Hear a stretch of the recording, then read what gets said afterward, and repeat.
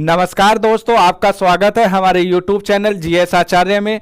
जैसा कि आप जानते हैं, हम आपकी यूपीएससी तथा अन्य सिविल सर्विस एग्जामिनेशन की तैयारी दिल्ली मुखर्जी नगर से करा रहे हैं। इसी में हमारा एक प्रोग्राम है वाई इन न्यूज़ प्रोग्राम, जिसके तहत हम आपसे चर्चा करते हैं न्यूज़ में आई हुई इंपॉर्टेंट टॉपिक्स जो हमारे यूपीएससी के लिए इंपॉर्टेंट हैं, और यहां से हम इस टॉपिक को इस तरह से कंप्लीट करते हैं जो आपकी पीटी के साथ साथ मेंस और इंटरव्यू में भी काम आ जाए।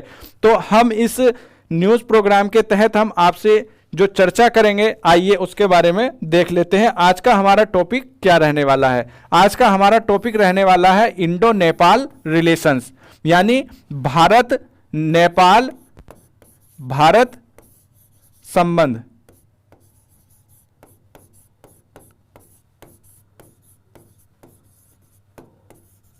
नेपाल भारत संबंध के बारे में हम जानेंगे आज इसमें, और ये हमारा जीएस पेपर 2 से संबंधित है। अगर हम सिलेबस की बात करें तो सिलेबस में हमारे दिया गया है भारत एवं उसके पड़ोस संबंध।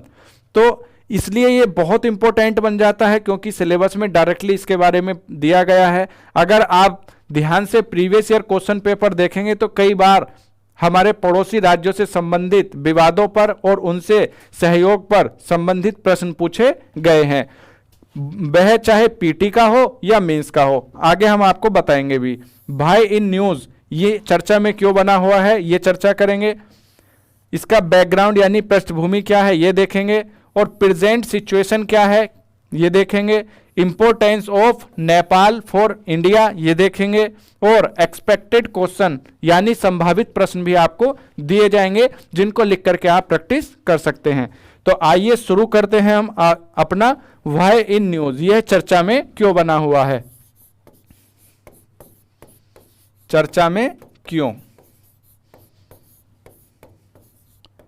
ये फोटो जो देख रहे हैं आप, ये है पुष्प कमल दहल प्रचंड। हाल ही में इनका प्रधानमंत्री के रूप में नेपाल सरकार का गठन किया गया है, और इस नेपाल सरकार के गठन में यह प्रधानमंत्री के रूप में चुने गए हैं और 3 उप मुख्यमंत्री भी बनाए गए हैं। यह सरकार गठबंधन सरकार बनी है। अगर हम आपको बता दें तो पुष्प कमल दहल प्रचंड जी तीसरी बार नेपाल के प्रधानमंत्री बने हैं। 2008 में पहली बार नेपाल के अंदर चुनाव कराए गए, जिसमें पहले प्रधानमंत्री के रूप में भी प्रचंड जी ने अपना स्थान सुनिश्चित किया था। और इनके स्थान सुनिश्चित करने से भी यह खबर बहुत इंपॉर्टेंट हो जाती है, क्योंकि यह देखा गया है कि इनका जो रुख है वो चीन यानी हमारे पड़ोसी देश चाइना की तरफ काफी झुकाव देखा गया है। तो इसलिए यह खबर चर्चा में बनी हुई है। और अगर हम बात करें तो यह चीन की मनमानी खुले तौर से देखने को यहां पर अब मिल सकती है। तो आइए अब हम आगे बढ़ते हैं और देखते हैं कि इसका बैकग्राउंड यानी पृष्ठभूमि क्या है।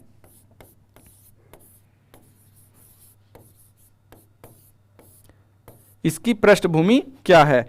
अगर हम पृष्ठभूमि की बात करें तो नेपाल एक राजशाही तंत्र था।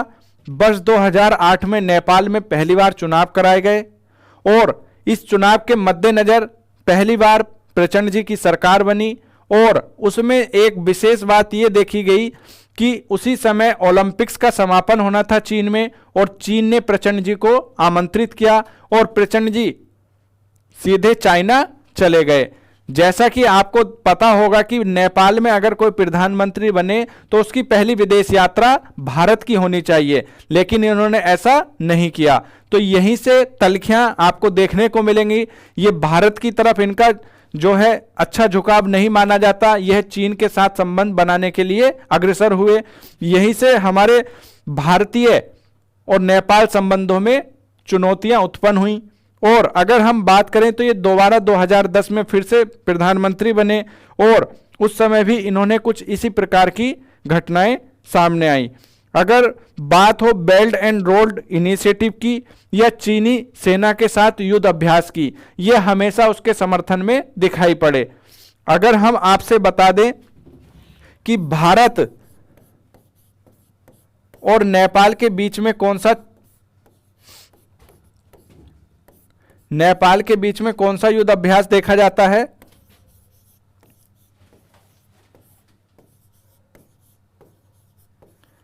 तो यह देखा जाता है आपका सूर्य किरण। इसका नाम आप नोट डाउन कर सकते हैं, सूर्य किरण। ये इसलिए नोट डाउन कराया है क्योंकि कभी कभी इस तरह के पीटी में भी फैक्ट पूछ लिए जाते हैं और वनडे एग्जाम में तो कई बार युद्ध अभ्यासों से प्रश्न पूछे गए हैं। और इसके साथ आपको एक फैक्ट और मैं नोट डाउन करा दूं कि भारत और नेपाल की सीमा कितनी है। भारत और नेपाल की सीमा,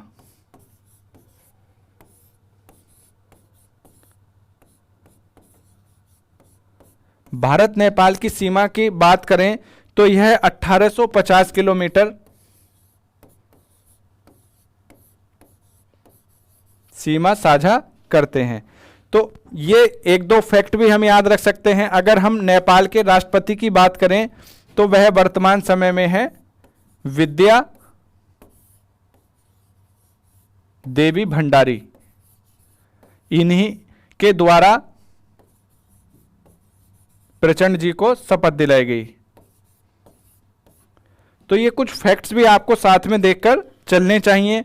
और सबसे एक मेन पॉइंट यह है कि नेपाल की अगर राजधानी की बात करें तो वह है काठमांडू।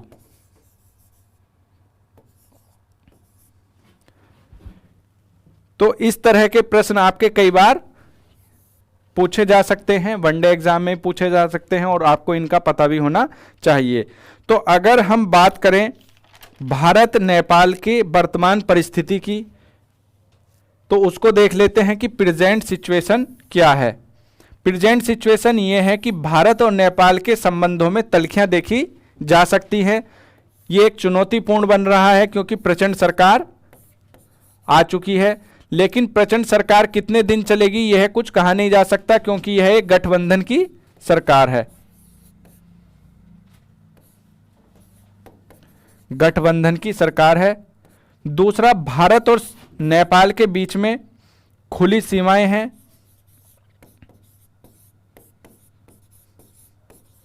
और यहां पर एक विवाद है, काला पानी विवाद।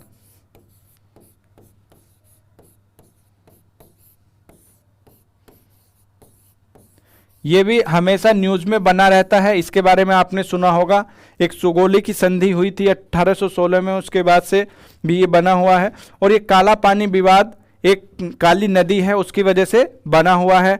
अगर हम बात करें वर्तमान में प्रचंड सरकार के आने से चीन नेपाल के साथ व्यापार विकास, चीन के साथ क्या है आप यहां देख लीजिए, चीन के साथ संबंध घनिष्ठ दिखाई देंगे नेपाल के।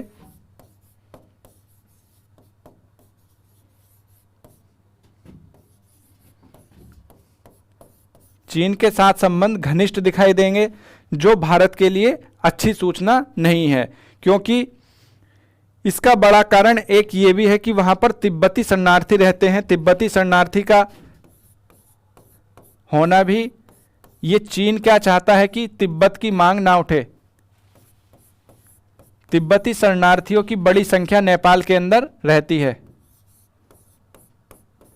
और ये अगर संख्या की बात करें तो लगभग 30,000 शरणार्थी नेपाल में शरण लिए हुए हैं तिब्बत के, क्योंकि तिब्बत के पास में पड़ता है।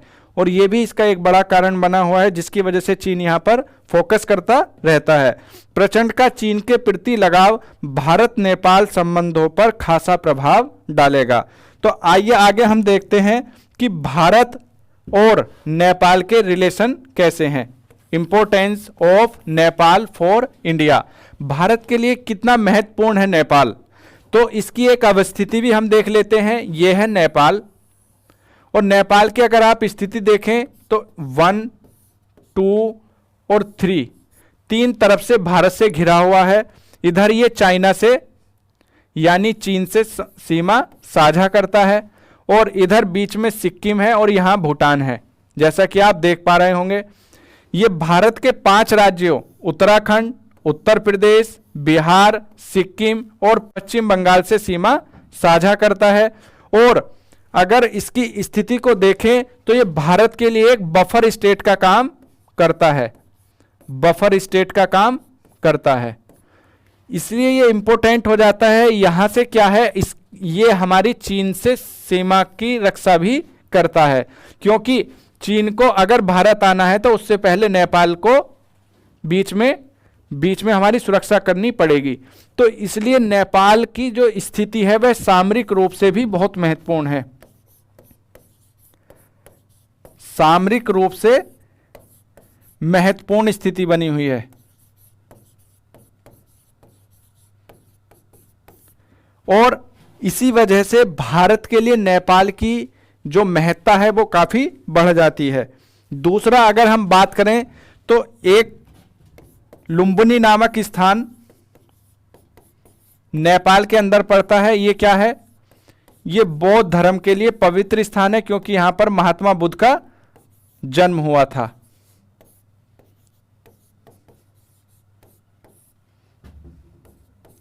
तो इसलिए भी हमारी जो सांस्कृतिक, तीसरी अगर हम बात करें तो भारत की तरफ से जितनी भी ये सीमाएं हैं ये सब खुली सीमाएं हैं।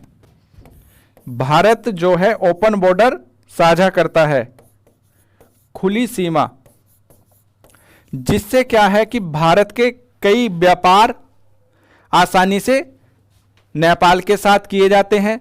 दूसरा अगर हम बात करें तो नेपाल की खुली सीमा से हमारा और क्या फायदा होता है? यहां से हमारे सामाजिक, सांस्कृतिक संबंध भी बने हुए हैं, जिससे हम कह सकते हैं कि भारत के और नेपाल के बीच में रोटी बेटी का संबंध बना हुआ है। रोटी बेटी का संबंध बना हुआ है क्योंकि नेपाल से भारत के अंदर और भारत से नेपाल के अंदर खाद्यान्न सुरक्षा हो, आर्थिक व्यवस्था हो या सामाजिक और राजनीतिक व्यवस्था हो, ये इनका काफी प्रभाव देखा जाता है।